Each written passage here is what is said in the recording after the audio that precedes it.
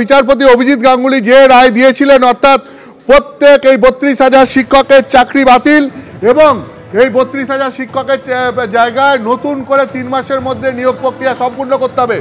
আজকে বিচারপতি তপব্রত চক্রবর্তী এবং ঋতব্রত কুমার মিত্রের ডিভিশন বেঞ্চ যে রায় দিল, তাতে বিচারপতি অভিজিৎ গাঙ্গুলির রায় খারিজ হয়ে গেল। অর্থাৎ বিচারপতি অভিজিৎ গাঙ্গুলি যে 32,000 প্রাথমিক শিক্ষকের চাকরি বাতিলের রায় দিয়েছিলেন, কলকাতা হাইকোর্টের ডিভিশন বেঞ্চ আজকে অভিজিৎ বাবুর রায় খারিজ করে দিলেন। ফলে 32,000 প্রাথমিক শিক্ষকের চাকরি বহাল থাকলো।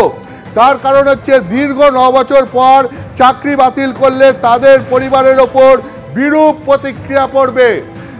দীর্ঘ 9 বছর পর তাদের চাকরি বাতিল করলে তাদের এবং তাদের পরিবারের ওপর বিরূপ প্রতিক্রিয়া পড়বে এবং সেই কারণে তিনি বললেন, বিচারপতিরা যেটা রায় দিয়েছেন যে 32,000 প্রাথমিক শিক্ষকের চাকরি বহাল থাকছে।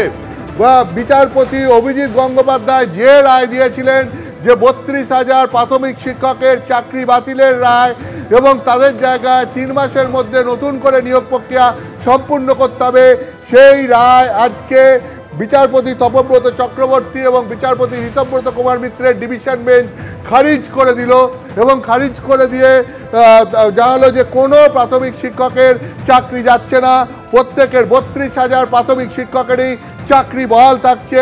এবং এই ক্ষেত্রে আজকে কলকাতা হাইকোর্টের ডিভিশন বেঞ্চ যেটা বলেছে যে দীর্ঘ 9 বছর পর যদি চাকরি বাতিল করা হয় তাহলে তাদের এবং তাদের পরিবারের ওপর এর একটা বিরূপ প্রভাব পড়বে এবং সেই কারণে তিনি এই সবার চাকরি বহাল থাকছে।